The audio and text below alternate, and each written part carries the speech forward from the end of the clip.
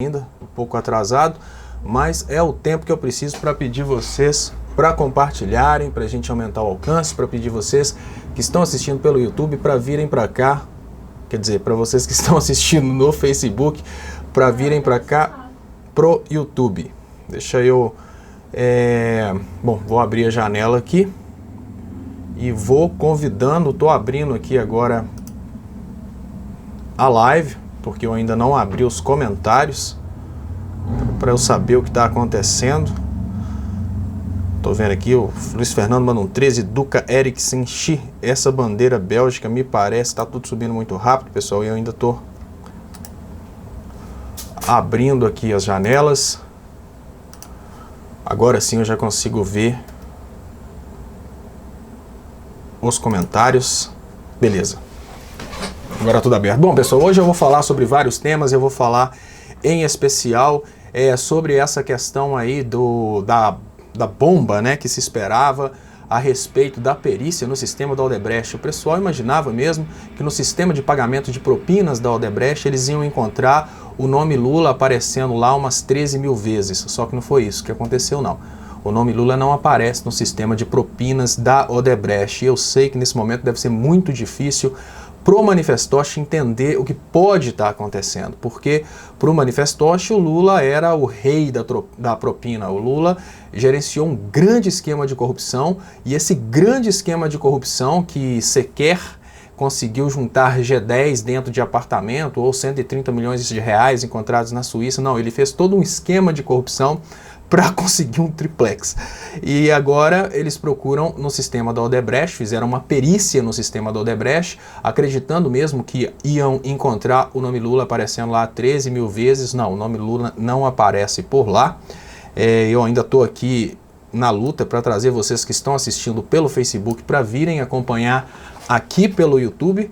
E eu já vou trazer aqui os primeiros comentários. Deixa eu ver se está tudo certinho aqui, porque normalmente eu tomo um couro com esse sistema aqui de comentários, mas é o Cícero, é o Clicério de Almeida, deixa eu ver. A Jennifer está aqui participando, trazendo a água, muito obrigado, Jennifer. Isso, agora eu estou conseguindo colocar aqui dentro do lugarzinho aqui, as principais mensagens. Eu tento entender o que acontece, gente, sinceramente, eu não entendo por que de um dia para o outro a configuração simplesmente bizarramente muda. Ontem a coisa estava certinha aqui dentro, mas de qualquer maneira vamos ler aqui. Boa noite a todos. A união e ação da esquerda para Lula ser candidato deve ser prioritária ou vai se enfraquecer. Amorim e Ciro contra Bolsonaro e Alckmin. Eu tenho falado muito isso, tá, Clicério?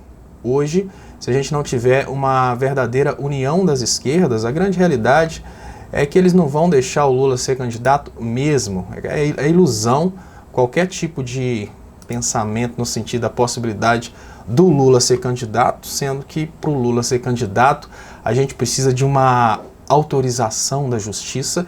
Justiça essa que está trabalhando de uma forma muito bizarra para umas pessoas aí que a gente não consegue entender por que essa justiça está trabalhando desse jeito. Mas hoje eu trouxe também, vou falar com vocês mais para frente, gente, sobre um comentário do Luiz Nassif, que ele fala sobre a possibilidade da JBS ter pago a campanha do Fachin para ser ministro do Supremo.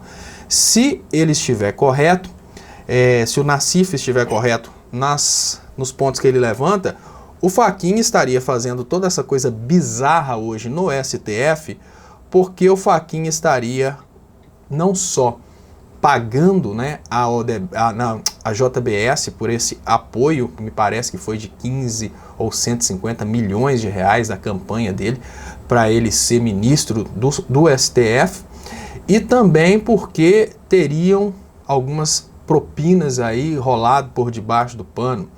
O Luiz Nassif comenta, inclusive, sobre coisas bizarras do tipo, tudo que chega nas mãos do Fachin, que é da JBS, ele resolve pronto. Tudo que a Lava Jato precisa que o Fachin faça de bizarro, o Fachin faz e pronto. Eu tô abrindo aqui os comentários. Eu gostaria de pedir vocês que estão assistindo pelo Facebook para virem participar aqui pelo YouTube, né? Eu lembro que Aos poucos, o Facebook está eliminando as nossas páginas. E hoje, o Dilma Resistente me deu uma ideia interessante, que o trabalho que eu estava concentrando, todo o trabalho que eu estava fazendo no YouTube, para eu passar a fazer no Twitter. Então eu gostaria de convidar vocês a me ajudarem a divulgar o meu Twitter. Só que o meu Twitter está escrito de uma forma diferente. Vocês vão me encontrar Estopa _, que é aquela linha de baixo, Leonardo, não tá Leonardo Estopa, tá Estopa _ Leonardo. Até então eu não estava fazendo muito trabalho no Twitter, mas a intenção agora é realmente começar a concentrar no Twitter, né?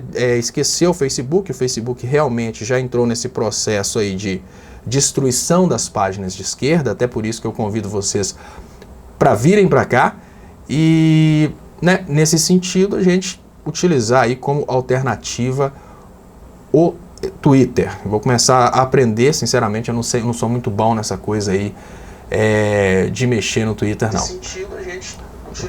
Acabei de ligar o meu retorno, eu preciso de abaixar o som daqui do retorno, eu consigo ver também os comentários andando para um lado e para o outro. Luiz Fernando manda um boa noite, Léo, chuta a bunda desses coxinhas. Paulo Marcondes, boa noite, vencer o golpe e Lula livre. O Paulo Marcondes manda aqui. Rosângela Peixoto manda um Lula livre. Pessoal, eu vou começar fazendo uns comentários aqui, né? Eu estou trazendo aqui os comentários das pessoas, mas eu queria conversar com vocês sobre o tema que eu coloquei lá na claque, né? Queria pedir mais uma vez, se vocês puderem me ajudar compartilhando aí para a gente aumentar o alcance, mas vamos ver como que essa coisa aí a respeito da perícia no sistema da Odebrecht foi noticiada aí pela mídia anti-Lula. Segundo a mídia anti-Lula, a perícia no sistema da Odebrecht ia derrubar completamente o PT. Perícia em sistema Odebrecht é a ponta do iceberg, diz a associação. Segundo a Folha de São Paulo, a perícia no sistema Odebrecht seria mais ou menos uma forma de procurar diversos modos de escrever o nome Lula. Se escreve com maiúscula no início ou com maiúscula no final, se escreve com serifa ou se escreve com letras de forma, enfim. Para Folha, a perícia no sistema Odebrecht era muito importante para eles continuarem o discurso deles.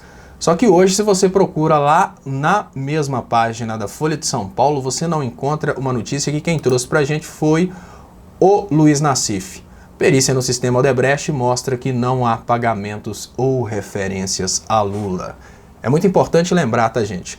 Olha o que a mídia, como a mídia falava a respeito das expectativas sobre a perícia no sistema Odebrecht, e no momento em que a perícia é concluída e não existem referências ao Lula, essa mídia se esconde e, obviamente, o Luiz Nassif, que é do nosso time, trouxe esse fato sobre essa perícia. O que significa isso? Deixa eu trazer a matéria do Nassif aqui para baixo para conversar com vocês. O que significa isso, gente? Significa que toda a retórica a respeito do Lula ser um dos maiores beneficiados pelos esquemas de corrupção no Brasil, toda essa retórica cai por terra.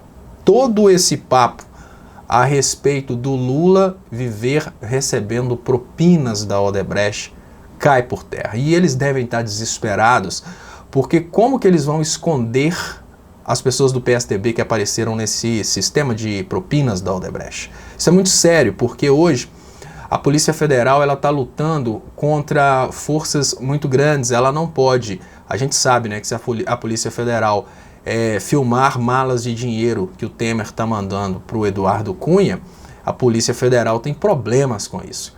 Se a Polícia Federal gravar o Aécio pedindo dinheiro para a JBS, a Polícia Federal tem problemas com isso. No entanto, a Polícia Federal que fez essa avaliação, essa perícia no sistema da Odebrecht, certamente encontrou nome de tucanos nesse sistema e agora ela passa por maus bocados, porque o delegado da Polícia Federal, no momento em que ele entrega para a Justiça qualquer perícia, qualquer investigação ou inquérito que traga nome de tucanos, é ele que corre risco, não é o tucano que corre risco de ser investigado. A gente sabe que todas as investigações que seriam relacionadas com pessoas do PSDB são simplesmente arquivadas. Isso é uma tristeza muito grande quando a gente imagina que isso acontece no Brasil, mas isso acontece, né? Uma perícia foi realizada no sistema da Odebrecht.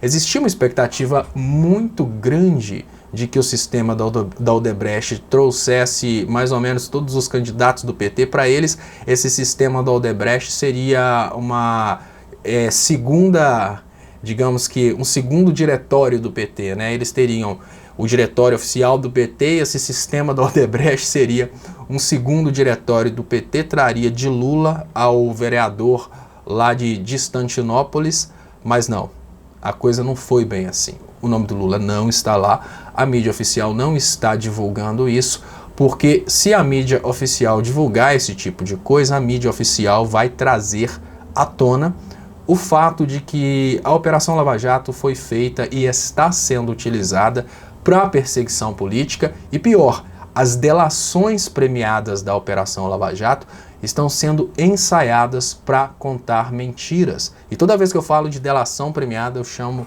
a atenção de vocês ao fato de que todo momento que se diz, que se fala sobre CPI das delações, que é uma investigação sobre a veracidade das delações, os negócios envolvidos nas delações, os grupos como MBL entram em desespero. Aí nesse momento a gente se pergunta o que eles têm para esconder? Por que esses grupinhos não querem que a justiça descubra verdadeiramente o que está acontecendo nas delações, né? Eu vou trazer aqui alguns comentários que estão chegando. Eu não consigo, todas as vezes que eu tento colocar os comentários aqui no lugar certinho, eu sempre passo por dificuldades. Esses comentários, eles somem, eles não ficam no tamanho correto, enfim. As coisas são feitas. Agora eu consegui colocar, foi o texto, principais mensagens do bate-papo. Eu não consegui colocar a mensagem do bate-papo, mas isso faz parte. Os computadores foram desenvolvidos com a finalidade de fazer o ser humano sofrer. Deixa eu ver se eu consegui jogar para cima aqui, se melhora. Não melhora, não tem jeito, realmente saiu do lugar. Bom, vamos lá. Nas mensagens, nas principais aqui, deixa eu trazer lá para baixo. Joel Bandeiras fala: Toffoli derruba a decisão de Moro e Dirceu, não terá mais de usar tornozeleira. Olha só, Joel Bandeiras traz essa notícia aqui pra gente sobre essa decisão, né, essa derrubada da decisão do Super Moro, do juiz dos coxinhas.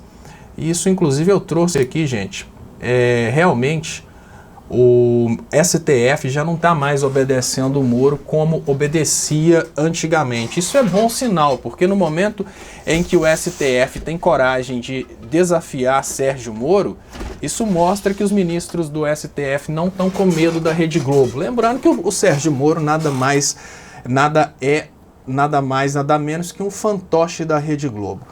E no momento em que o Moro começa a ser desafiado, né, pelos ministros do Supremo, e isso é estranho, porque a tendência natural dos ministros é desfazer decisões equivocadas dos juízes, né?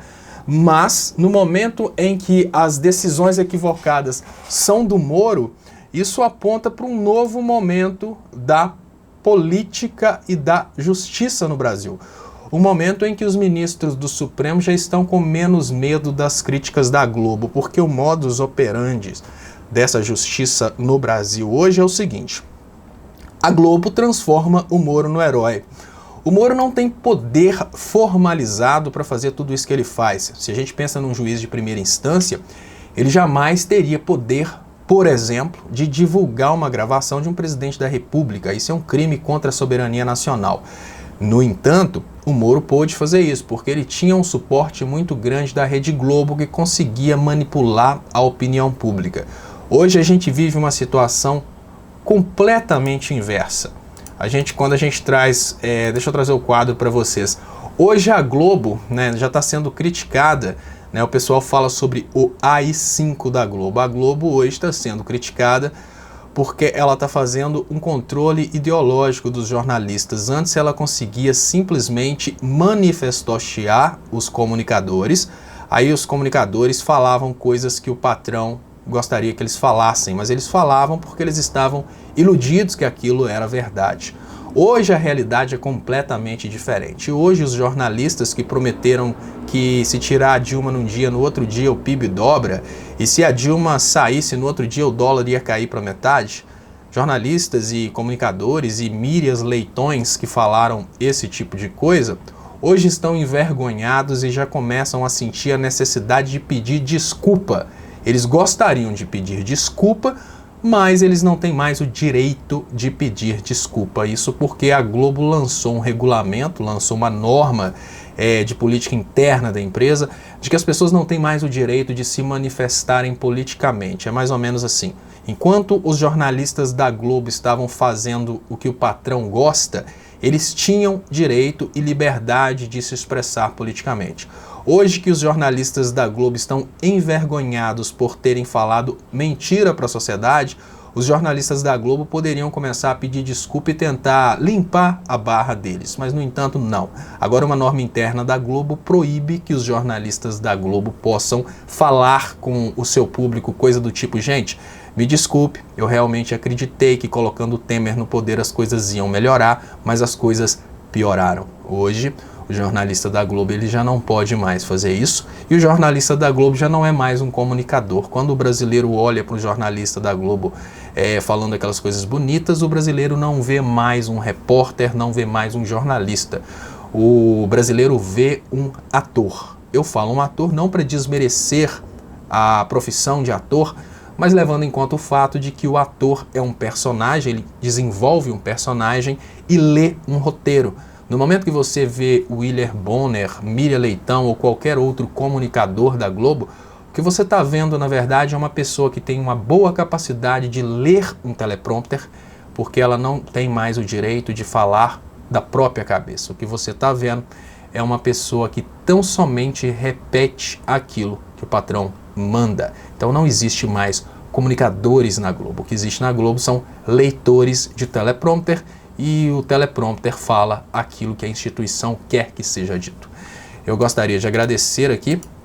Chegou o superchat da Elizabeth Prado. Muito obrigado, Elizabeth, pelo superchat.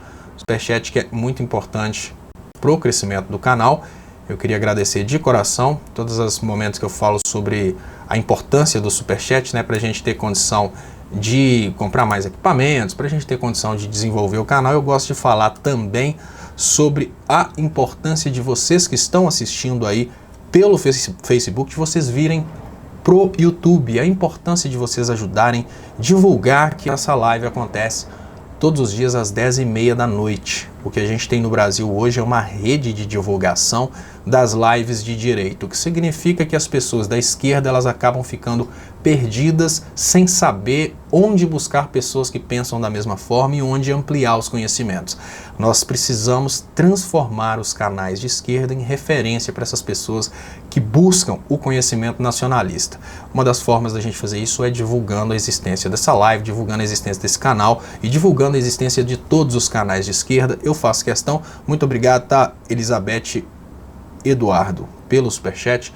Eu faço uma questão de trazer, gente, pessoas importantíssimas, né, para a comunicação da esquerda. Toda vez que eu trago, por exemplo, eu gosto de falar, deixar bem claro para vocês que vocês devem buscar informações, por exemplo, no blog do Luiz Nassif. Eu trago matérias do Brasil 247, onde eu faço também o Léo ao Quadrado.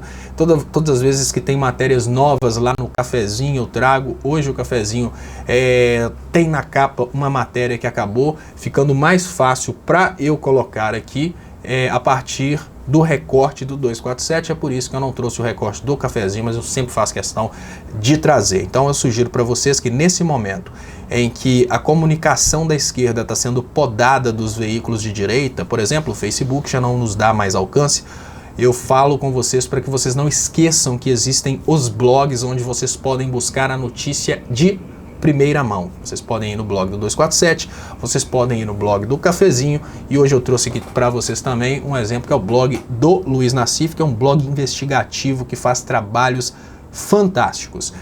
Pessoal, gostaria de mudar de tema, mas antes de mudar de tema, deixa eu ver se eu acho aqui algum comentário, que tem sempre, eu gosto, na hora de mudar de tema eu gosto de achar comentários engraçados, né, porque as pessoas às vezes perguntam para mim por que eu deixo os manifestoches aqui.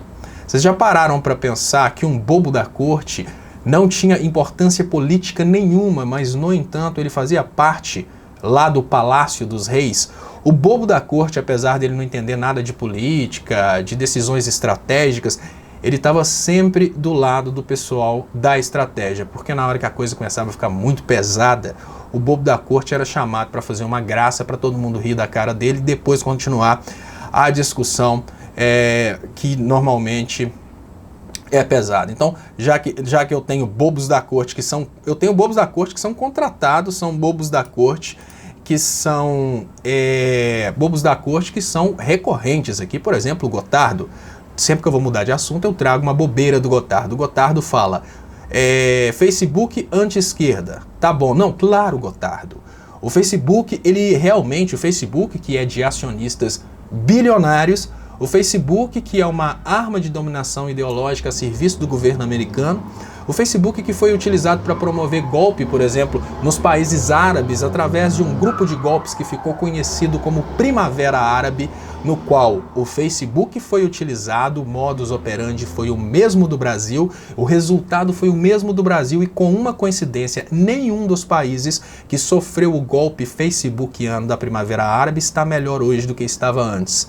Realmente o Facebook não é de direita. O Facebook adora mesmo a democracia, o Facebook adora mesmo a soberania dos países. É claro, Gotardo, a gente acredita nisso e a gente agradece muito a sua participação aqui. Eu lembro, quando eu era criança e ainda assistia a Rede Globo, tinha uma novela que chamava Que Rei Sou Eu, e eu ficava tentando entender por que dentro de um palácio tinha um bobo da corte. O bobo da corte, ele serve para esses momentos de descontração, que a gente olha e fala, será que tem uma pessoa que realmente acredita que um Facebook, um veículo que saiu dos Estados Unidos para propagar uma ideologia liberal, que foi utilizado para promover golpe em vários países, da mesma forma, sempre com o mesmo argumento, denunciando corrupção, chamando pessoas para as ruas e derrubando governos? Será que esse Facebook é realmente de esquerda, é realmente nacionalista? Mas o Gotardo fala que anti-esquerda? Tá bom. Muito obrigado, Gotardo, pelo seu trabalho aqui de bobo da corte. Eu gostaria de convidar o Magno Christen para a sua manifestação de hoje, mas vamos deixar essa manifestação para o próximo intervalo entre assuntos, porque agora eu gostaria de falar com vocês sobre isso aqui, ó, eu vou passar rapidinho nesse tema aqui, tá, gente? Olha, eu ia falar sobre outro tema, mas são vários temas e todos os temas merecem ser falados. Antes de entrar no próximo tema, eu gostaria de chamar as pessoas que estão no Facebook para virem participar aqui pelo YouTube.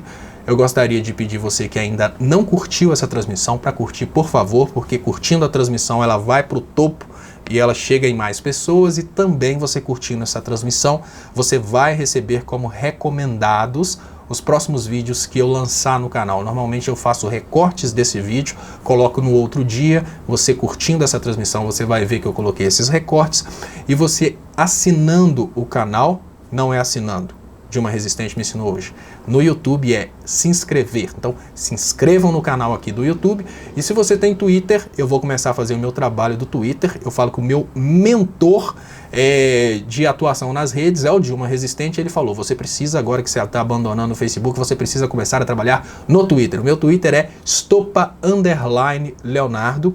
Vou ver se eu consigo escrever para a próxima live, ele está disponível. Eu vou ligar aqui o quadrinho branco que mostra o YouTube. Não, eu não posso ligar ainda, porque senão ele vai tampar o negócio aqui. Bom, deixa eu ver se eu consigo ler. Ilka Leite fala, impressionante como a inteligência agride os imbecis, como esse manifestoche. Eles ficam loucos, né? Boa noite, Léo. Minha sugestão para hoje é recomendar para os coxinhas ler O Príncipe, de Nicolau Maquiavel, para que eles entendam o jogo político dos imperialistas americanos. Olha, eu não vou, com toda sinceridade, Hilton Pereira, eu vou fazer o que você recomendou. Lógico, eu estou recomendando para vocês, coxinhas, que vocês leiam O Príncipe de Maquiavel. O Príncipe de Maquiavel, ele tem duas interpretações. Isso é muito interessante. Eu estou falando isso direcionado aos coxinhas, Hilton, porque você me pediu, mas eu preciso admitir que coxinha não lê. Se coxinha conseguisse ler coisas diferentes de imbecilidades, como Veja, a gente não estaria vivendo o Brasil que a gente está vivendo hoje. Mas mesmo assim, já que você mandou direcionar aos coxinhas, eu vou direcionar aos coxinhas, mas aqui para nós, vocês da esquerda, escutem o que eu estou dizendo, que é uma super dica esse livro. O Príncipe é um livro tão intrigante que o Maquiavel escreveu no momento em que ele estava tentando reconquistar a apreciação dos príncipes, porque aquela região que hoje é a Itália, ela era dividida em principados. E é muito interessante esse livro, porque algumas pessoas hoje acreditam que o Maquiavel escreveu uma receita para o príncipe perpetuar no poder. Mas tem gente que acredita que é o contrário. Tem gente que acredita que o Maquiavel teria feito aquele livro para que pessoas comuns entendessem como os príncipes fazem para se perpetuar no poder. Ou seja, o livro que ele lançou como sendo uma receita de atrocidades para os príncipes aprenderem como oprimir e como se manterem no poder, o Maquiavel talvez tivesse escrito exatamente para ensinar as pessoas quais são as políticas dos príncipes, né, as políticas que os príncipes usam para se manter no poder. E tem uma coisa muito importante, que no momento que começou a perseguição da Operação Lava Jato, eu lembrei de uma estratégia importantíssima do Maquiavel, que é a seguinte: o Maquiavel ele faz uma instrução ou uma denúncia, né? Se você acredita que ele está instruindo príncipes, ele instrui o príncipe nesse sentido. Se você acredita que ele faz uma denúncia, ele estava denunciando esse tipo de atitude, que é o seguinte: o principado ele troca de príncipe, né? As famílias vão modificando. No momento em que vamos imaginar que eu como escritor eu estou conversando com você, futuro príncipe daquela região, por exemplo, da região de Veneza. Imagine que você vai tomar a região de Veneza do atual príncipe. Qual que é a sua obrigação como novo príncipe? Exterminar a família do príncipe anterior. Por quê? Porque as pessoas elas têm uma necessidade muito grande de se apegar a determinados ídolos, a determinados líderes, a necessidade do líder. Como as pessoas têm muita necessidade de um líder, as pessoas vão começar a clamar pela volta daquele líder. Então você pode perder o principado. Se você tomar o poder e exterminar toda a família do líder anterior, as pessoas vão ter essa lacuna de um líder por muito tempo, até surgir outro líder das cinzas. Agora vamos trazer isso para a realidade do Brasil. Assim que o golpe se efetivou no Brasil, assim que eles conseguiram retirar a Dilma do poder, eles intensificaram a utilização da Operação Lava Jato exatamente para colocar o PT todo na cadeia. Eles não podem exterminar o PT, porque vai chamar muita atenção. Exterminaram teoria, agora vão exterminar outra pessoa. Não, eles não podem sair exterminando todos os políticos de esquerda, porque nos dias de hoje não é igual nos dias de Maquiavel. Mas eles podem sim pegar todos os políticos do antigo governo, exterminarem eles politicamente com esse ataque midiático e colocar todos na cadeia. O que a gente vive hoje, por incrível que pareça, é uma adaptação perfeita, não é uma adaptação daquela que pega partes, não. É exatamente a receita de perpetuação no poder do Maquiavel. E olha que o Manifestoche acha que quem tinha esquema de poder era o PT. O PT poderia ter um esquema de poder a partir de tratar o público bem para conseguir votos. Já o PSDB ele tem um esquema de poder de exterminar o partido anterior para evitar que o povo peça a volta do partido anterior. E é exatamente o que está acontecendo. O povo tem uma referência de um líder, que é o Lula, e no momento que esse povo quer chamar esse líder referência de volta para o governo, não pode, porque tecnicamente falando ele foi exterminado. Ele não foi exterminado verdadeiramente, mas se o novo príncipe, né, se o Temer consegue colocar o Lula como inelegível, ele atingiu exatamente o objetivo, que é o mesmo objetivo que é ensinado por Maquiavel. Hilton Pereira, muito obrigado pela dica. Eu não vou te iludir, os coxinhas não vão ler, os coxinhas não gostam de ler, então não se iluda quanto a isso, mas é uma excelente dica para as pessoas que gostam de ler, para as pessoas entenderem como que o que está acontecendo no Brasil hoje foi escrito há muitos anos atrás e foi escrito mais precisamente na região de Florença, lá na Itália, que é uma região maravilhosa.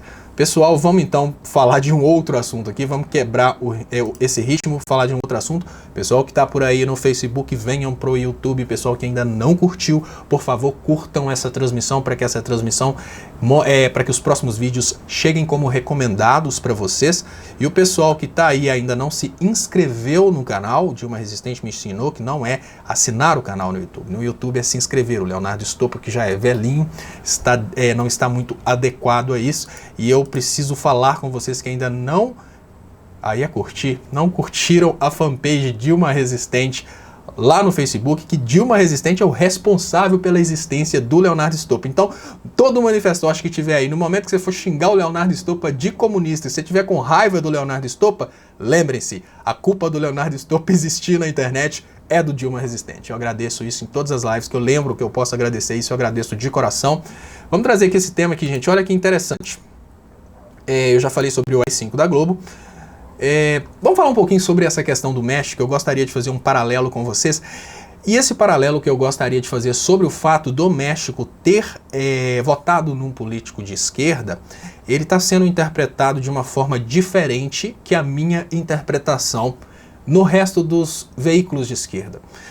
Os veículos de esquerda acreditam mesmo que o fato do México ter adotado uma política de esquerda poderia sinalizar para a América Latina uma nova tendência, que é uma tendência em direção ao nacionalismo. Porque o que a gente chama de esquerda não é a esquerda que o manifestoche costuma falar. Quando o manifestoche fala esquerda, o manifestoche só lembra aborto, kit gay. Né? O manifestoche associa esquerda a aborto e kit gay. Quando a gente fala de esquerda, a gente fala em soberania nacional, um país, que é o Brasil, para os brasileiros, e o patrimônio do país sendo investido para finalidades internas e não simplesmente sendo entregue. E o que o Obrador faz no México, ele venceu no México exatamente por causa disso, e o primeiro manifesto dele foi exatamente esse. Agora o petróleo volta a ser propriedade do México. Por que é importante a gente chamar atenção para o que está acontecendo? As pessoas não entendem como funciona a geopolítica, e é engraçado que o Léo Atucci falou comigo hoje no Léo ao Quadrado uma coisa que é até muito interessante. O fato de que o Trump estaria incentivando o nacionalismo dentro do México. Ele fala a coisa, America First, e eu acho que os mexicanos deveriam ter um presidente que pense a mesma coisa, México First. Só que o Trump, ele está muito longe de entender como funciona a geopolítica, como funciona a política internacional, como é que funciona a economia internacional. Os Estados Unidos só vão conseguir estar em primeiro no momento que os demais estiverem em segundo. Se vocês lembrarem qualquer corrida de Fórmula 1 na qual dois pilotos tenham ocupado o pódio no primeiro lugar, eu vou falar com vocês que é uma aberração em qualquer tipo de esporte você imaginar que duas pessoas... vai ter aí um campeonato de boxe, aí chega no final, as duas pessoas ganham o primeiro lugar. Existe uma exceção, e é uma exceção interessantíssima, que foi a estreia do Coliseu em Roma. Contam que dois gladiadores lutaram tão maravilhosamente bem na final que o imperador teria concedido o prêmio para os dois gladiadores. Mas é uma exceção, a gente tem que trabalhar não com a exceção. Na realidade, a Fórmula 1 costuma dar o prêmio de primeiro lugar para um. Essa Copa do Mundo, vocês podem ter certeza que a gente não vai ter dois países ganhando o primeiro lugar. Por que eu tô falando essa lenga-lenga toda? Eu tô falando essa lenga-lenga porque a qualidade de vida dentro dos Estados Unidos, ela está diretamente conectada à política de exploração americana. No momento que os Estados Unidos desestabilizam a política em países como o México, eles conseguem adquirir dos mexicanos produtos por preços bem mais baixos que aqueles preços estariam se a gente estivesse vivendo um livre mercado puro. Quando eu critico o livre mercado, eu não critico o livre mercado porque o livre mercado não seria interessante. Eu critico o livre mercado porque ele nunca existiria na realidade. O que os Estados Unidos fazem para distorcer esse livre mercado, já que eu estou falando de Estados Unidos? Eles provocam crises econômicas e crises sociais, como essa crise que a gente vive no Brasil. No momento em que a gente tem um desemprego muito alto, os produtos brasileiros vão ficar com preço muito mais baixo que eles estariam se a gente estivesse vivendo uma realidade de pleno emprego. Então assim eles conseguem se manter com alta qualidade de vida, porque eles conseguem comprar alimentos por preços baixos, eles conseguem comprar minerais por preços baixos, eles conseguem comprar petróleo por preços baixos. Por quê? Eles conseguem comprar isso tudo por preços baixos porque nós estamos aqui vendendo por preços baixos, já que estamos em crise. Quando eu falo sobre a impossibilidade técnica dos Estados Unidos admitirem essa ideia aí de México também pensar a respeito de México First, o que eu estou querendo dizer é que, na prática, para os Estados Unidos garantirem a continuidade dessa alta qualidade de vida dentro dos Estados Unidos, que é uma qualidade de vida, um consumo muito mais alto do que o consumo padrão no resto do mundo, eles precisam promover a exploração do resto do mundo. E por que eu falo que, ao contrário do que muitos comunicadores imaginam, eu não enxergo um otimismo dessa virada do México para a esquerda? O que eu percebo é que o México é um país que está hoje em um amadurecimento político que o Brasil está bem distante de chegar.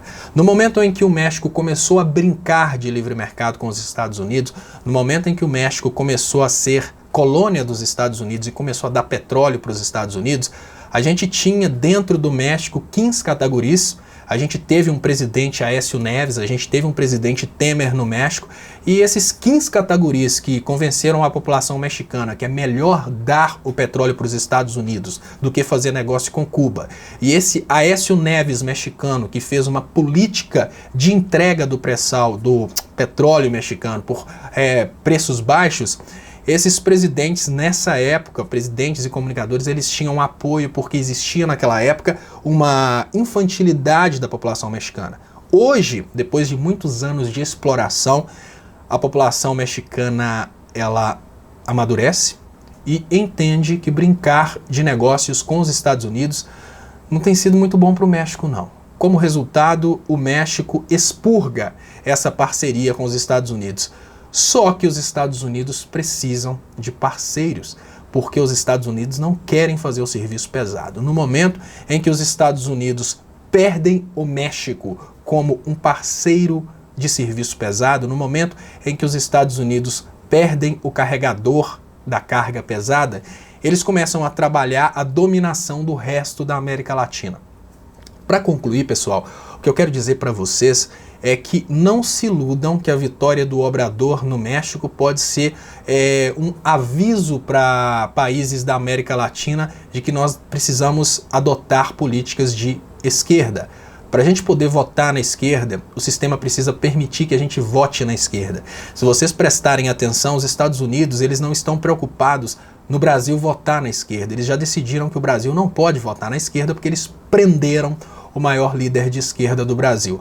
E durante o tempo em que os Estados Unidos tiverem controle sobre as instituições brasileiras, o que eu quero dizer é que enquanto os Estados Unidos estiverem coordenando a Operação Lava Jato, enquanto os Estados Unidos tiverem controle sobre o STF, sobre o TRF-4, não adianta o Brasil querer imitar o México e votar na esquerda. O Brasil não pode votar na esquerda porque toda vez que a esquerda começar a brilhar um pouquinho mais, essa esquerda vai ser presa por uma Operação Lava Jato ou qualquer coisa semelhante. Então, para mim, essa virada aí da política mexicana, ela não pode ser vista com bons olhos por nós aqui do Brasil. Significa que o peso deixa de estar sobre o lombo do mexicano e passa para o lombo do brasileiro. Queria agradecer o Jader César, que mandou um superchat. Eu gosto sempre de falar quando eu recebo um superchat, que o superchat ele é muito importante para o crescimento do canal. Eu gostaria de convidar as pessoas que estão no Facebook para virem fazer parte dessa live aqui no YouTube. Por favor, você que está no Facebook, se você puder se inscrever no canal Leonardo Estopa aqui no YouTube, muito importante. Eu vou começar a fazer um trabalho também no Twitter. O meu Twitter é Estopa_Leonardo. Se você puder me seguir lá no Twitter, eu vou confessar que eu não sei muito mexer com o Twitter não, mas o Dilma Resistente me deu uma super dica. Você começa a fazer vídeos de 2 minutos para colocar no Twitter. Faz sentido. Vou começar a fazer esses recortes de 2 minutos pro Twitter, vou começar a postar mais no Twitter, já que a esquerda perdeu o Facebook. E não se assustem se minha página sumir, porque ela está perdendo 50 inscritos por dia. Esse é o tal do algoritmo do Facebook. O Facebook resolveu programar a minha página para entrar em processo de autodestruição. Jader César, mais uma vez, muito obrigado pelo superchat. Ver se eu consigo ler aqui comentários que estão chegando. Nelson Nask, gente, eu gostaria de falar com vocês, tá? Antes de ler os comentários, eu gostaria de falar com vocês que não é fácil para mim desenvolver um argumento e ao mesmo tempo ler o comentário. Vocês prestem atenção, os comentários eles ficam na minha frente por pouco tempo, eu estou deixando aqui subindo para que vocês entendam. E tem muita gente que está mandando mensagem do tipo, olha, você deixou de ler o meu comentário, que era uma coisa importante, para ler o comentário do Gotardo. Só não é isso. É que na hora que eu bato o olho e vejo, né, acabei de concluir um raciocínio, eu bato o olho e vejo o comentário, eu consigo ler aquele comentário. Se você mandar para mim uma mensagem, essa mensagem passar na minha frente, no momento que eu estou desenvolvendo um raciocínio, eu não leio, eu olho para a câmera, porque se eu tentar prestar atenção em duas coisas ao mesmo tempo, eu me perco, começo a gaguejar, falar tudo errado. Se vocês notarem que eu estou começando a falar tudo errado, estou perdendo, é porque eu estou tentando prestar atenção em duas coisas ao mesmo tempo. Então eu gostaria de pedir desculpa, se vocês mandarem coisas pertinentes e eu não ler, não é por má vontade, é porque é praticamente impossível acompanhar tudo que está chegando. Quando chega, isso aqui é importante que vocês vejam, existem pessoas que acham que é tão somente o fato de ser um superchat, né, porque é o superchat eu vou ler. Não, o superchat ele fica aqui em cima por um tempo. Durante o tempo que o superchat está aqui, deixa eu mostrar para vocês, durante o tempo que o quadrinho do superchat está aqui, eu posso chegar e clicar. Então ele está grudado aqui, eu clico, eu consigo ler. O Jader César mandou o superchat. Muito obrigado, Jader. Já os comentários comuns, eles sobem muito rápido. Então vamos ver qual que está chegando. Agora eu consigo ler o do momento. Andrea Sachs, basta ser inteligente. Os políticos estão prestando atenção no bolso deles. Sempre quando eu consigo ler também, eu faço um comentário, eu não só leio. E eu faço um comentário que eu acho interessantíssimo esse ponto de vista aqui do colega, do Andrea Sachs, que eu vou tentar colocar aqui. E logo na sequência tem o Manuel Custódio falando, gritando um 13 aqui. E, gente, por que eu acho importante comentar o que ele falou? Basta ser inteligente, os políticos estão prestando atenção, pensando atenção no bolso deles. Hoje a gente tem uma realidade de golpe no Brasil que nós não temos a mínima condição de derrubar esse golpe sem a união das lideranças de esquerda. Só que essas lideranças de esquerda não estão muito preocupadas com se unir no sentido de derrubar o golpe, não. Isso porque eles estão pensando no bolso deles. Alguns estão pensando na reeleição. Eu acho muito bom não receber de nenhum partido exatamente por isso. De vez em quando eu recebo aqui xingamentos das pessoas falando: você falou mal do PT! Eu falo mal do PT principalmente porque o PT tem uma obrigação com a esquerda.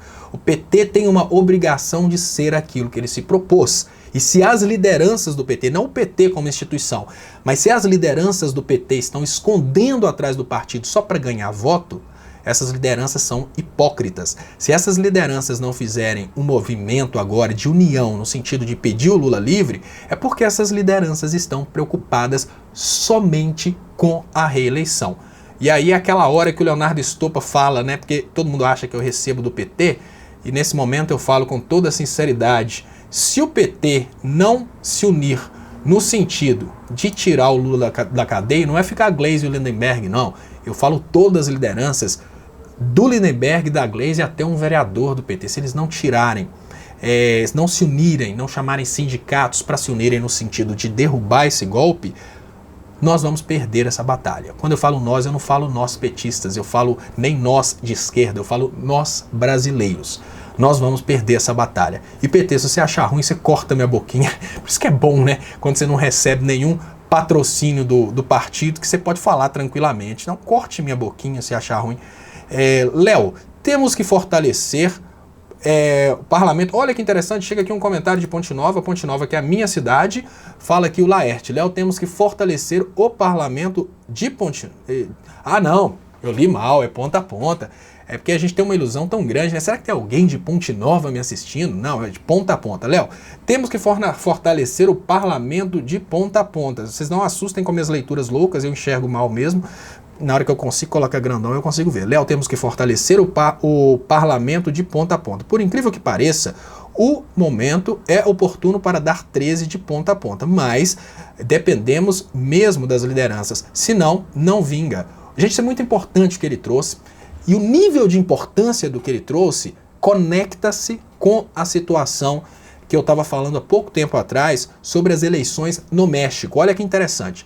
O México conseguiu colocar no executivo, quando eu falo executivo eu falo presidente, um governo que é alinhado com a ideia, nem precisa falar esquerda, porque no Brasil o manifestoche acha que esquerda é kit gay e aborto. Não, um governo que é alinhado com o México ser dono do petróleo, com o México investir no México e o México não ser escravo dos Estados Unidos. Mais interessante do que isso, eles conseguiram fazer maioria no parlamento inteiro, na Câmara dos Deputados e no Senado. Isso é muito importante, porque quando você tem esse alinhamento, você não precisa de ficar fazendo coligação do tipo, eu preciso colocar alguém do PMDB porque senão não dá para governar. Mas, Laerte, tem um problema seríssimo. Para a gente conseguir hoje no Brasil fazer um parlamento de esquerda, a gente teria que ter amadurecimento das pessoas de esquerda da importância dos deputados e senadores. Isso é muito sério, porque hoje a pessoa acha que votando no presidente resolve. Elas não entendem que o presidente só pode fazer aquilo que o Congresso permite. Quando eu falo Congresso, falo Câmara e Senado. O presidente só pode fazer as coisas que o Congresso Nacional permite. E as pessoas votam no presidente, mas na hora de votar no deputado e no senador, vota naquele cara que o primo pediu, ou que é amigo da tia, sem nem saber qual que é o partido, qual que é a ideologia, qual que são os interesses dessa pessoa. Para a gente conseguir alcançar esse nível de amadurecimento, ou a gente faz um multirão agora, todos nós vamos trabalhar no sentido de orientar as pessoas sobre a importância do Senado e a importância da Câmara dos Deputados, ou nós vamos ter, com toda sinceridade, que aguardar aí mais uns anos de regresso político, de regresso social e regresso econômico, que seria o regresso pedagógico. À medida em que o Brasil vai perdendo posições geopolíticas, né? A gente era a 6ª economia do mundo, hoje a gente já deve ser a 15ª, né? Quando saírem as próximas estatísticas a gente vai ver. À medida que a gente vai perdendo essas posições geopolíticas, a gente vai também, né? Perdemos posições geopolíticas, mas o povo vai entendendo o que está acontecendo. Pedagógico isso. Queria agradecer que chegou o Superchat 13 do Paulo Rocha. E o Paulo fala, o golpe começou em 2013, planejado pelo Deep State. Hillary estava no Departamento de Estado, do Departamento de Estado, né? O golpe ele começou, digamos que o golpe começou imediatamente no momento em que o governo do PT decidiu colocar o modelo de partilha no petróleo. Quando o pré-sal foi encontrado, a tendência era, se o Brasil quisesse continuar, digamos que sem problemas com os Estados Unidos, olha, encontramos. Eu vou explicar para vocês uma coisa que é muito bizarra, tá? Paulo Rocha, eu queria agradecer pelo superchat. É um superchat 13, é um superchat que grita Lula livre, é um superchat de apoio à esquerda brasileira. Mas eu queria falar sobre o que você falou aqui.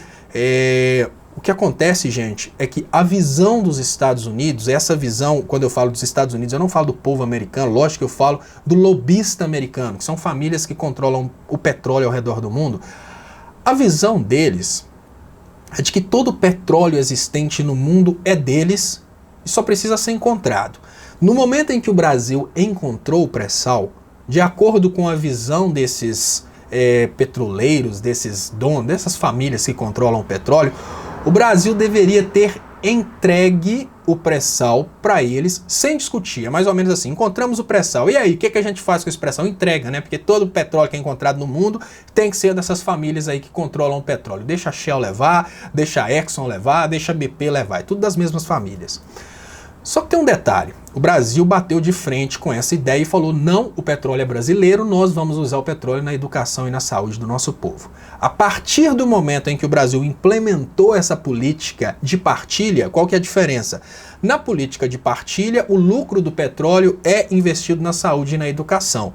qual que é a forma de manifestochear pessoas?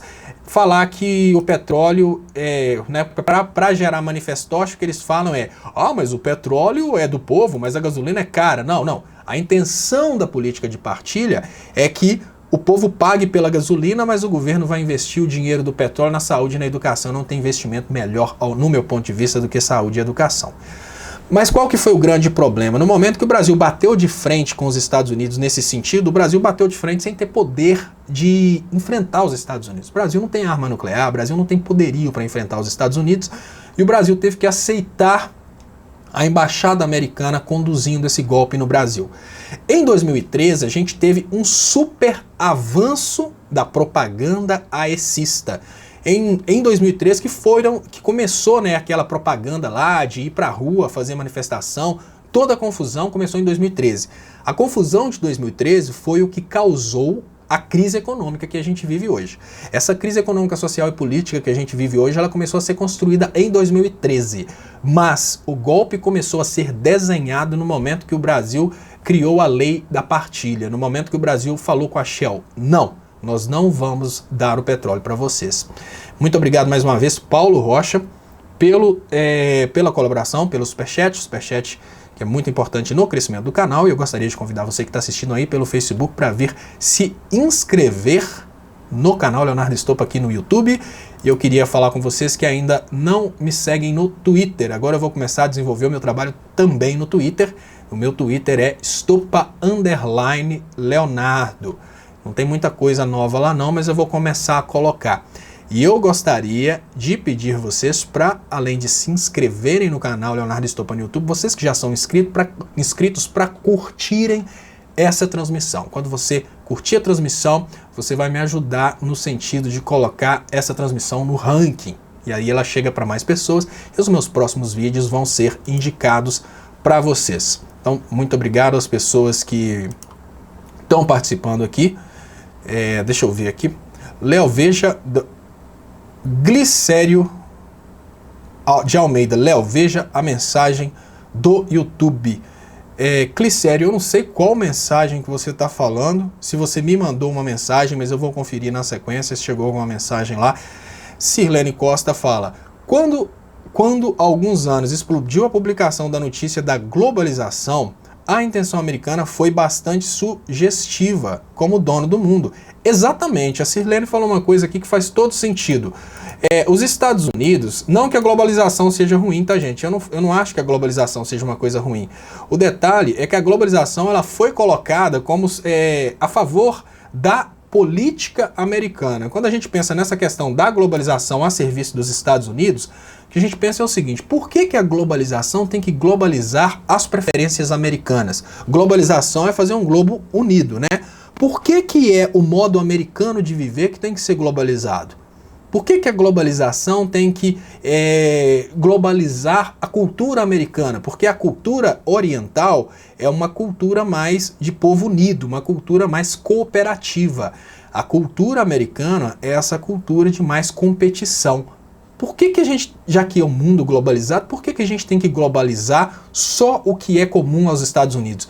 Essa globalização está globalizando a ideia, por exemplo, de que todo árabe, todo muçulmano é homem-bomba. Será que faz sentido? Acho que a gente tem 1,6 bilhões de muçulmanos no mundo. Se todos eles fossem homem-bomba, o mundo já tinha explodido várias vezes. Mas, no entanto, essa tendência de os Estados Unidos utilizarem a globalização só a favor deles é um problema seríssimo, porque o que eles fazem é impor a cultura deles sobre outros povos. Quando você pensa que os Estados Unidos chegam num país, por exemplo, a Inglaterra chegou na Índia e eles impuseram o jeito inglês de ser para os indianos. Não, mas o jeito inglês é um jeito superior. Por quê? Por quê? Com toda a sinceridade. O jeito inglês é um jeito superior por quê? Quando a gente pensa que aqui no Brasil nós nos achamos muito perfeitos e nós temos a nossa religião. Mas aí se a gente imaginar que pode vir aí um país de fora impondo a religião deles, igual os Estados Unidos vieram para impor aos brasileiros aquela religião lá dos Mormons. Por que eles são melhores? Né? O brasileiro, não é todo brasileiro que aceitou a imposição da religião dos Mormons sobre a religião que já existe no Brasil. Da mesma forma, a gente tem que pensar, por que o indiano tinha que aceitar a imposição cultural do colonizador. E hoje os Estados Unidos, eles partiram dessa ideia colonial, né, que é a ideia de que a Índia recebeu essa colonização da Inglaterra porque era colônia, e eles partiram para uma colonização do mundo inteiro. O mundo inteiro tem que achar que muçulmano é homem-bomba. O mundo inteiro tem que acreditar nessa balela de armas químicas aí da Síria. Isso é uma coisa seríssima, mas é uma coisa que acontece.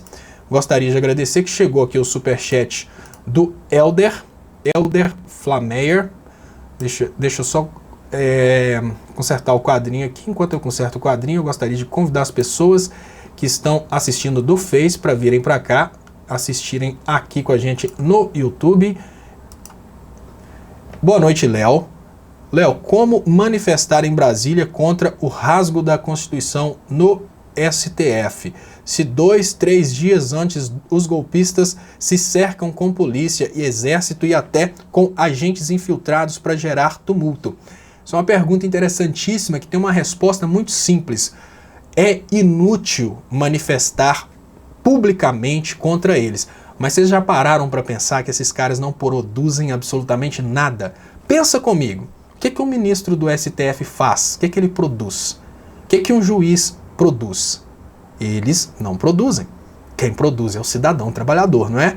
Se o cidadão trabalhador protestar de uma forma diferente, falando, olha, nós estamos unidos e nós não vamos trabalhar enquanto esse golpe não cair. Aí eles vão ficar preocupados. Se você vai pra rua quebrar o patrimônio nacional, eles vão rir da sua cara. Não tem jeito, não adianta. Mas, se você pressionar as esquerdas pra gente ter uma paralisação geral no Brasil, você pode ter certeza que eles começam sim a ficar preocupados, porque o sistema para. Um erro muito grande da sociedade está sendo se iludir que manifestar no sentido de ficar fazendo escracho, isso não vai fazer diferença. Essas pessoas são pessoas que são acostumadas com isso. Eu falo isso pessoalmente, gente. De vez em quando, eleitor do Bolsonaro faz meme comigo, meme horroroso, meme sexual.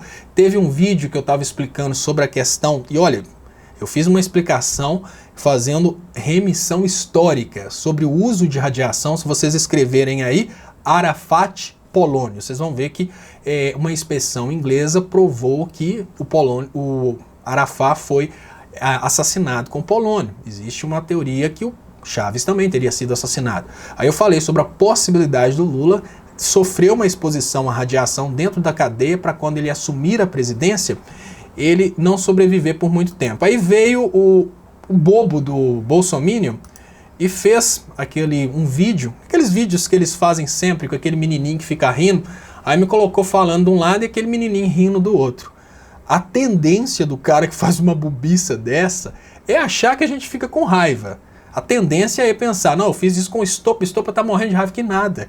Eu assisti e ri junto, com toda sinceridade. O que eu tô querendo dizer com isso? Eu tô querendo dizer que o escracho de político não incomoda o político. O escracho de político dá regalia para político. Imagina que ministros do STF, antes desse momento de escracho, eles tinham que viajar nas cabines convencionais.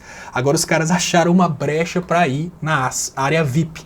Então hoje, gente, nós estamos escrachando políticos e membros do judiciário, e esses caras estão usando o nosso escracho como justificativa para terem mais regalia. Não é dando regalia para esses caras que a gente vai derrubar o golpe. Eles aproveitam tudo para ter mais regalias. O que a gente tem que fazer hoje é parar o Brasil. Só isso resolve o problema. Essa ilusão de que nós vamos conseguir resolver um grande problema desse de golpe tão somente indo para as ruas e gritando chega de golpe, fascistas não passarão, isso é ilusão. Nós precisamos parar a máquina. Como que a gente para a máquina? Pressionando as lideranças de esquerda para se unirem no sentido de parar a máquina. Porque nós não temos condição de fazer uma grande mobilização. A esquerda unida tem. Elder Flameyer, muito obrigado mais uma vez pelo superchat. O superchat que é muito importante para o crescimento dos canais. Eu agradeço aqui mais uma vez e vamos que vamos com essa live. Deixa eu ver se eu consigo achar aqui mais um comentário. As pessoas falam que eu perco os comentários, que eles passam rápido no momento que eu estou no comentário. Eu estou colocando aqui para vocês o canal, vocês que estão assistindo pelo Facebook, o meu canal no YouTube é esse aqui. As pessoas pedem o link, eu vou explicar. Eu não coloco o link na transmissão porque o Facebook não deixa. Se eu escrever o link na transmissão, o Facebook fala, a sua transmissão contém um link, né, e não deixa a publicação acontecer, cancela a publicação. Essa é a explicação do porquê que eu não coloco o link na transmissão. Normalmente a gente coloca o link fixado lá como comentário. Mas o canal é esse aqui, tá facinho, né, para vocês encontrarem. É só digitar Leonardo Estopa no YouTube, né, youtube.com/Leonardo Estopa. Se puderem vir para cá participar com a gente aqui, eu agradeço de coração. Aqui comentário que chega aqui, Aurélio Ferreira Ramos, astronomia seria certo, provavelmente está respondendo alguém. A Diva Cortez fale sobre o Fachin. Eu até falei aqui, tá, Diva? E agora que você comentou esse fale sobre o Fachin, eu queria colocar... Léo, olha a mensagem do YouTube 23:20. Será que eu escrevi errado no YouTube? Pode ser que eu tenha escrito errado no YouTube. Mas bom, eu vou tentar descobrir isso, Clicério, muito obrigado pela dica. Eu vou tentar descobrir isso depois da live, porque agora durante a live eu fico meio perdido, mas vou tentar descobrir o que pode estar errado, se é alguma coisa que está errada depois da live. YouTube 23:20. Pode ser que eu tenha realmente escrito, né, 23:20. Deixa eu trazer aqui, gente. Ela falou sobre o Fachin, eu queria trazer aqui. Eu gostaria que vocês... lógico que eu vou fazer um comentário aqui, mas é muito interessante para quem se interessar sobre esse assunto, vocês irem direto no blog do Nassif. É só escrever GGN no Google. Quem não conhece ainda, escrevam GGN no Google. O Nassif trouxe uma coisa intrigante a respeito do Fachin, né? Foi a Diva Cortez que pediu para falar sobre o Fachin, né? Diva Cortez, fale sobre o Fachin. Colocou aqui. Olha, deixa eu ver se eu consigo... Não vou conseguir colocar os dois elementos juntos não, mas deixa por isso mesmo. Deixa eu colocar aqui o Fachin de volta aqui. Olha, gente, o Nassif trouxe uma coisa interessantíssima a respeito do Fachin. Ele fala o seguinte: o Fachin estaria, segundo a teoria dele, estaria trabalhando chantageado porque o Fachin teria participado de um esquema com a JBS. E o Fachin poderia ter aparecido, inclusive, nas delações da Lava Jato. Então, o que pode estar acontecendo? O Fachin pode estar decidindo tudo com medo, porque as pessoas da Lava Jato, os procuradores, as pessoas que têm acesso às delações, acesso aos dados, elas teriam coisas contra o Fachin. Então o Fachin não está decidindo as coisas como um árbitro, né, como um ministro do Supremo. Ele está decidindo as coisas porque ele está sendo chantageado.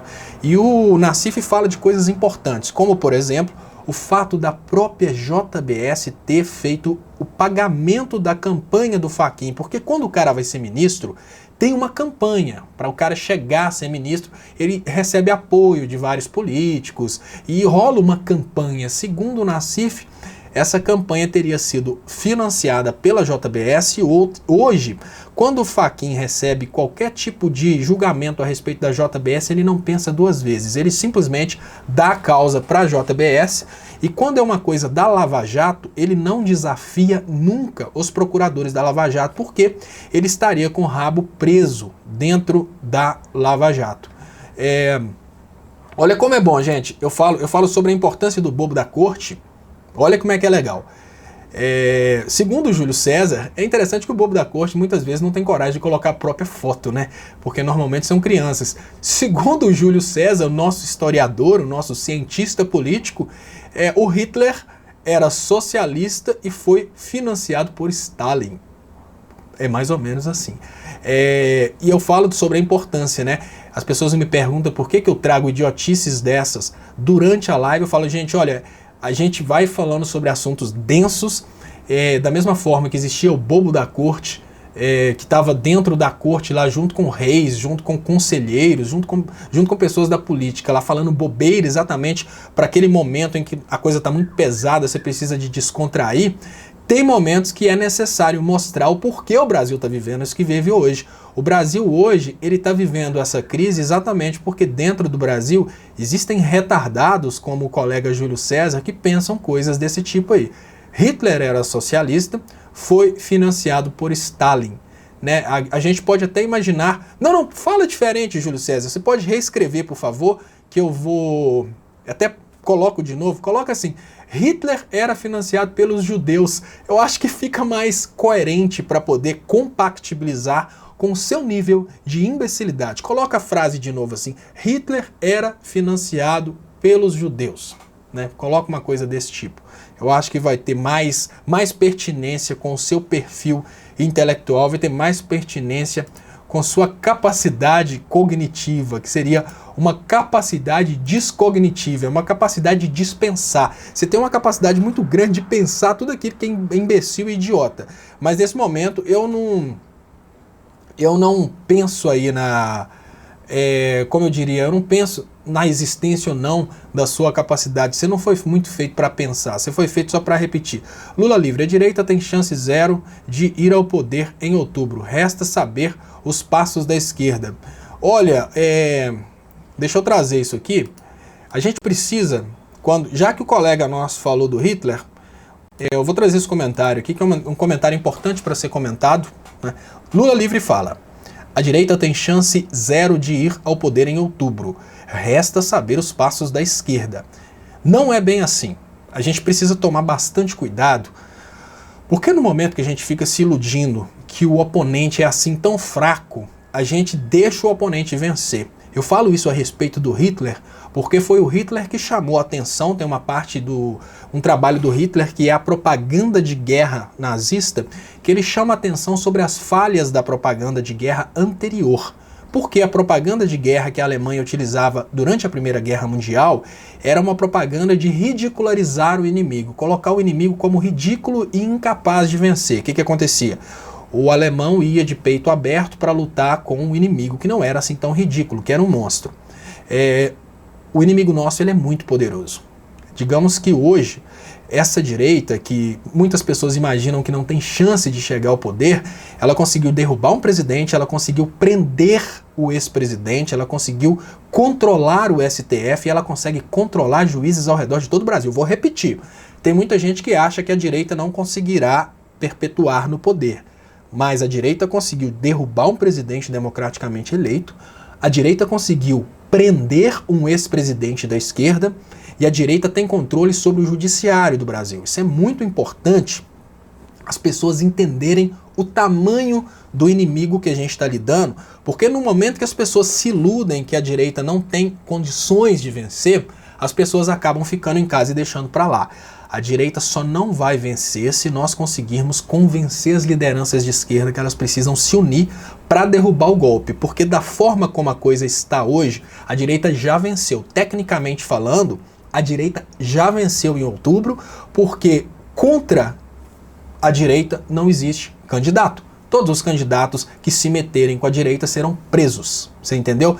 Então, assim, é mais ou menos assim, só vai ter direita para o povo brasileiro votar, porque os demais serão presos, inutilizados e excluídos. Se a gente não derrubar o sistema golpista, a direita vai estar no poder. E é por isso que eu falo, gente, essa estratégia de comunicação, ela é muito importante, porque é uma estratégia de comunicação desagradável você falar com as pessoas sobre o tamanho do inimigo e sobre a importância de nós armarmos todos contra esse inimigo que é gigante. As pessoas preferem escutar: não, nós estamos na frente, o Ibope coloca que Lula está na frente e o Lula tem mais votos. Não adianta o Lula estar na frente se o Lula não for candidato. E podem ter certeza, um grupo que conseguiu tirar uma presidente, um grupo que conseguiu prender o Lula, um grupo que conseguiu ter controle de uma operação policial e judicial dentro do Brasil, um grupo que manda no STF, eles não vão deixar o Lula ser candidato. O Lula só vai ser candidato se as lideranças de esquerda se unirem no sentido de fazer um manifesto popular, uma parada geral do Brasil para que o Lula seja candidato. Entendam isso para que vocês não cheguem em outubro e sejam desiludidos. É muito importante que vocês se preparem ou para pressionar as lideranças de esquerda para a gente tomar o poder de volta, ou para a gente chegar em outubro concordando com uma eventual vitória de um Alckmin ou de uma Marina, que para mim dá na mesma. Bom, vamos lá. Vou ver mais comentários, mas eu trouxe aqui mais coisas aqui. Um dia depois da vitória, esse eu já falei. Eu queria só comentar com vocês sobre essa política. Olha, e agora que eu acabei de descobrir aqui que eu não liguei a luz de frente aqui, ficou a transmissão toda escura, mas tá bom, faz parte da vida.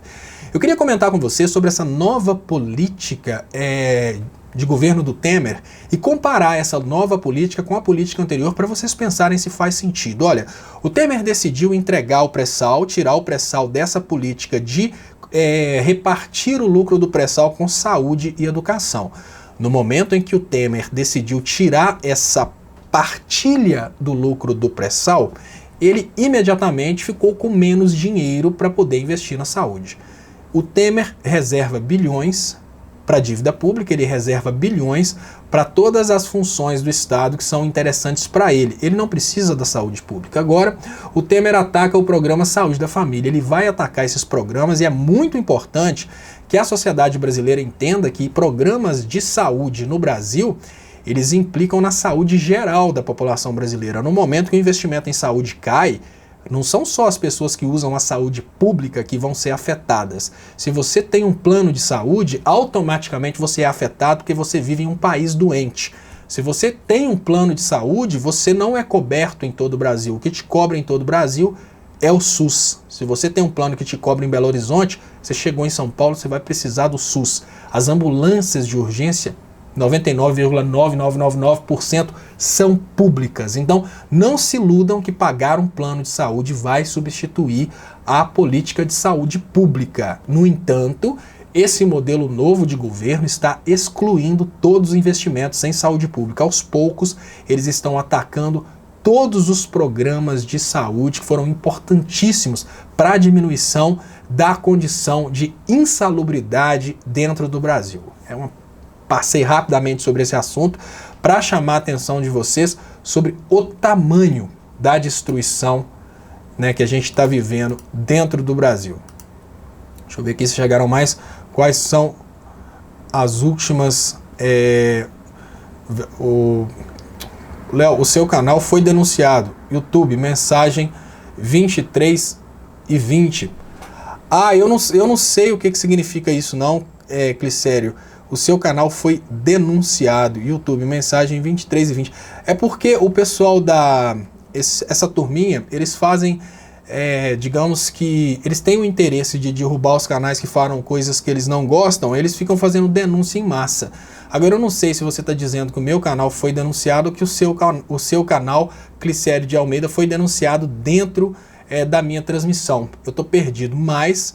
eles fazem denúncia, eles assim, trabalham desesperadamente para derrubar o meu canal aqui no YouTube. E eu acho estranho, sabe? Porque eu faço aqui um bate-papo com as pessoas, eu fico tentando chamar a atenção, principalmente do Manifestoche, para ele entender que ele está sendo feito de bobo. O resultado futuro disso vai ser um resultado pesado. Eu vou te falar com toda sinceridade, Manifestoche. Olha, se hoje eu saísse dessa onda de ficar fazendo vídeos para Facebook, vídeos para YouTube lutando contra o golpe, eu ganharia mais, porque eu poderia trabalhar efetivamente na minha área de formação. Quando eu saí da Inglaterra e vim para o Brasil, eu era engenheiro lá na Inglaterra, estava ganhando muito bem. Só que a tendência do Manifestoche é achar que ele vai derrubar o meu canal para me destruir. Não. É perigoso você derrubar o meu canal e eu voltar para minha carreira anterior e ganhar muito mais. Eu não estou fazendo esse trabalho aqui para mim. Eu estou fazendo esse trabalho aqui, em especial, para você, brasileiro. Principalmente você que tem 14, 15, 16 anos, que não tem noção do que está acontecendo. Vocês não têm noção do que vocês vão passar daqui uns anos com essa política que a gente está vivendo hoje. Eles realmente ficam aí desesperados, derrubando absolutamente tudo. Gotardo está pedindo aqui para falar sobre o fim do imposto sindical. Gotardo chama atenção para falar sobre o fim do imposto sindical, e eu até cheguei a colocar isso aqui, ó. Centrais criticam decisão do STF de validar lei da reforma trabalhista. O Leonardo Stolpe é um cara que ele não tá nem aí para a opinião, inclusive das pessoas que, tecnicamente falando, estariam no nosso time.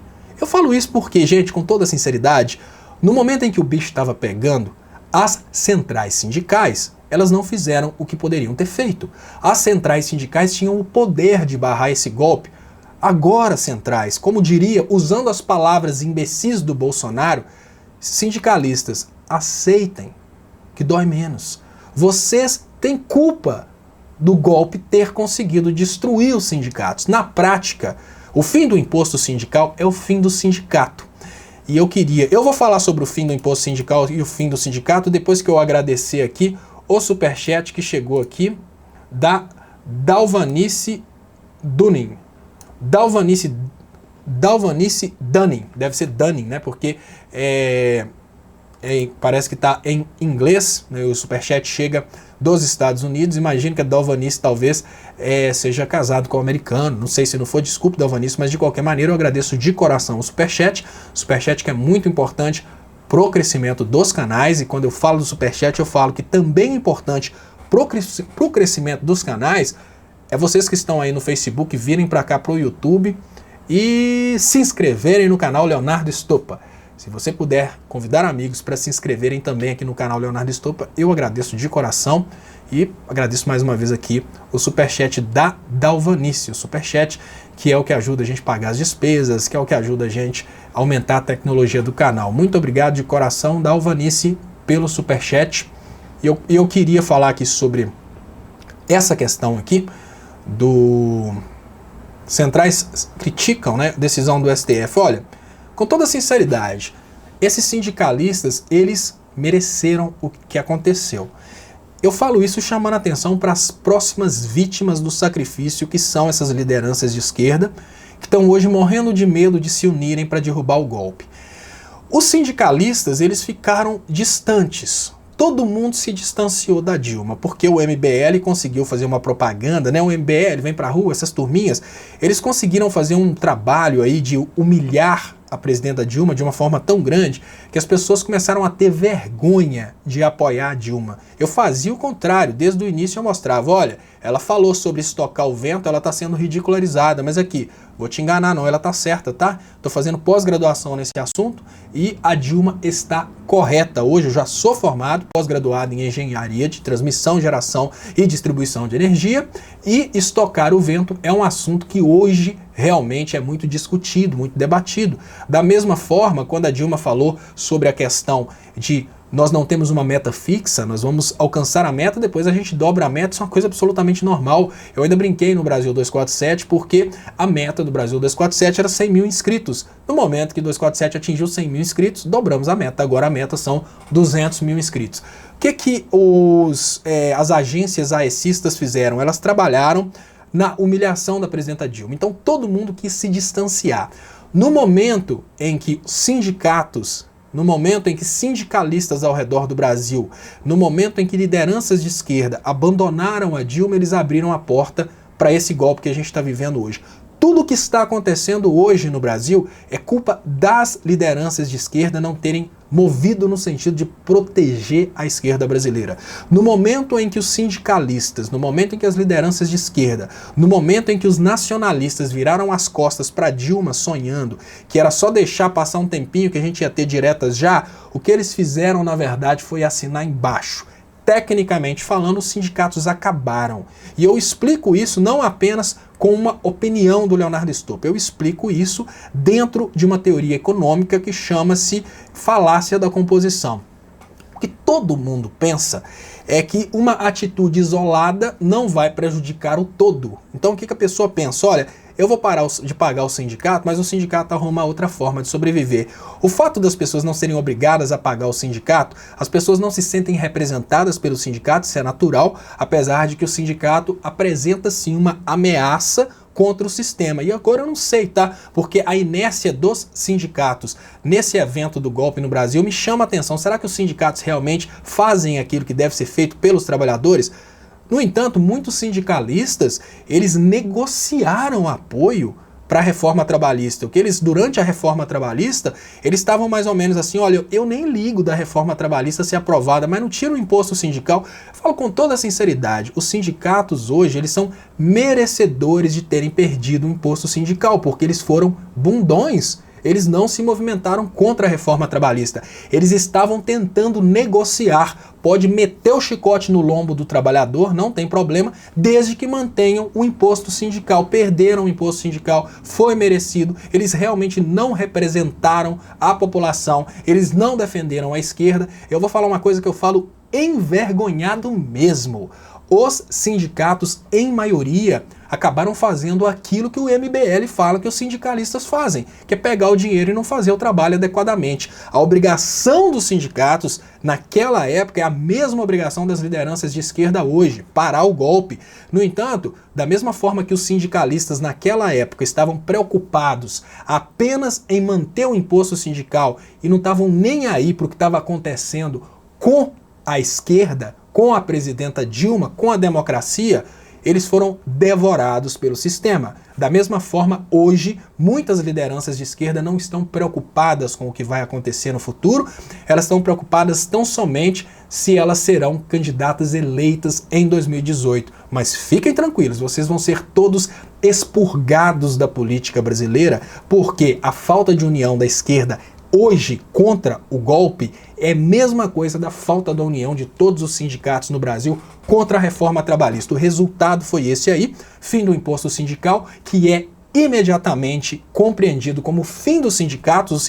Os sindicatos não vão sobreviver sem o imposto sindical. Da mesma forma, a não união da esquerda hoje aponta para o fim das esquerdas no Brasil. E eu queria chamar a atenção, gente, quando eu falo sobre essa questão aí do imposto sindical significar o fim, né, o fim do imposto sindical significar o fim dos sindicatos, para vocês terem uma ideia, olha, o Brasil é um país que não permite a ideia do fim da federação. Por exemplo, você não pode chegar no Brasil e trazer uma ideia, por exemplo, do fim da unidade federativa, do Brasil não ter mais estados, do Brasil ser único. Como que o Brasil resguarda isso? É proibido você tirar um imposto, por exemplo, do Estado. Se você tirar o direito do Estado recolher o ICMS, o Estado não vai ter dinheiro, sem dinheiro ele não consegue sobreviver. Da mesma forma, o sindicato só sobrevive se tiver dinheiro. Você tirou o dinheiro do sindicato, ele morreu. A comida do sindicato é o dinheiro. Você tirou o dinheiro, ele morreu. Ah, não, mas agora o trabalhador pode decidir se vai ou não vai pagar o sindicato. Você é bobo. Quem vai pagar o sindicato voluntariamente? Quem vai pagar imposto voluntariamente? Algum de vocês já foi no lugar e fala assim, eu acho que eu recolhi pouco imposto, eu queria pagar mais. Da mesma forma, sem o imposto o Estado não sobrevive, sem a contribuição sindical, sem o imposto sindical, o sindicato não sobrevive. Da mesma forma que o sindicato não sobrevive sem o imposto sindical, ele vai morrer porque ninguém vai pagar voluntariamente. Então, os sindicatos estão condenados à morte, os sindicalistas, infelizmente, merecem isso. E quem perde com isso? O trabalhador, porque agora o trabalhador não tem um poder coletivo de negociação e o trabalhador vai tomar pancada e vai tomar pancada agora até o Brasil tomar o poder novamente. E se quiser entender como que isso acontece, basta você olhar, por exemplo, a história de países como a Inglaterra, que no momento em que os sindicatos caíram, as pessoas passaram a ganhar muito menos do que ganhavam antes. A desigualdade social na Inglaterra, ela subiu de uma vez só depois que a Margaret Thatcher trabalhou no sentido de destruir os sindicatos. Ah, mas a Inglaterra continuou rica, mas essa riqueza vai para 1% da população, o resto da população vive melhor do que no Brasil, mas não tem uma igualdade como poderia existir se eles não tivessem destruído os sindicatos, se eles não tivessem destruído a igualdade social lá dentro. Então, sindicalistas hoje vão pagar por aquilo que eles fizeram, se omitiram de lutar contra o golpe, contra a presidenta Dilma. Muito obrigado aqui pelo Thiago Maris, pelo Superchat. O Superchat que é muito importante para o crescimento do canal. Também muito importante para o crescimento do canal é você se inscrever no canal e convidar amigos para se inscreverem no canal. Muito importante também você que está acompanhando a transmissão pelo Facebook, dá um pulinho aqui para participar com a gente aqui pelo YouTube. A gente aumenta o nível de alcance e a gente tem mais participação. São as participações que eu consigo ler. Queria agradecer também o Superchat aqui da Raquel Dória, deixa eu colocar aqui, grandão, para todo mundo ler.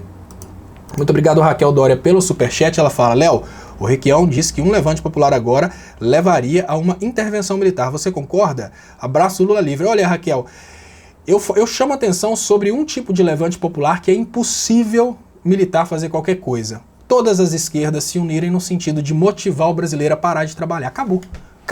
Se você fizer um levante popular no sentido de quebrar tudo, eu até concordo, porque o que está sendo quebrado não é o patrimônio do Temer, não é o patrimônio do Aécio, é o patrimônio público. A gente não tem que sair para as ruas quebrando nada, a gente tem que pressionar as lideranças de esquerda para a gente parar de movimentar a máquina que sustenta esse pessoal que está fazendo o golpe. Se hoje o brasileiro se movimentar no sentido de simplesmente parar de comprar, parar de trabalhar, parar de pagar contas, pode ter certeza que esse golpe cai. Como que isso vai acontecer?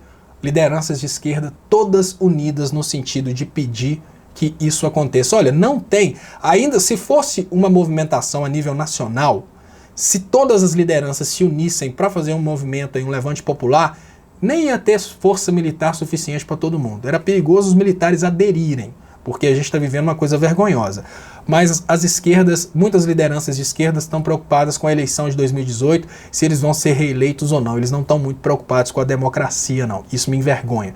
Me envergonha porque no momento que você se posiciona na esquerda, você automaticamente se posiciona a favor dessas pessoas que estão aí se omitindo, e eu me sinto massa de manobra no momento que eu estou lutando por uma esquerda, e a esquerda que realmente deveria estar fazendo o trabalho, que são as lideranças constituídas, estão lá simplesmente ganhando, né, dinheiro pelo trabalho que eles não estão realizando. Isso aí envergonha muito, né, mas faz parte, né? Eu não estou fazendo trabalho por eles, obviamente, eu estou fazendo esse trabalho por vocês, por nós. Eu queria convidar as pessoas, né? Não, esse lado aqui. Queria convidar as pessoas para virem para esse canal aqui, Leonardo Estopa no YouTube. Se você está assistindo pelo Facebook, por favor, dê um pulinho aqui no YouTube. O canal é esse. O motivo pelo qual o canal não está na descrição da transmissão do Face é que o Face não permite, o Face corta. Eu estou diminuindo a minha atividade no Facebook exatamente porque o Facebook programou canais de esquerda para entrarem em processo de autodestruição. Meu Facebook está perdendo 50 pessoas por dia. Vocês estão sendo eliminados no meu Facebook. O que significa que você que está assistindo essa live hoje, amanhã você pode descurtir meu canal, porque o Facebook programou para descurtir 50 pessoas por dia. Como que você pode fazer para receber as notificações? Assine este canal no YouTube e marque o sininho para receber as notificações. Eu vou começar também um trabalho mais intenso no Twitter. Eu já tenho o Twitter, que é o Estopa_Leonardo. Você poderia, por favor, me seguir no Twitter, né? O Dilma Resistente me deu uma ideia hoje, que é começar a desenvolver o trabalho que eu fazia no Face e no Twitter, porque o Twitter seria um canal menos influenciado aí pela compra de influência desses malditos colonizadores aí. Deixa eu passar para baixo aqui, ver como é que tá. Bom, pessoal, eu queria, né, agradecer a participação de vocês. Eu queria lembrar para vocês, né, essa live acontece todos os dias às 10h30 da noite, aqui no YouTube.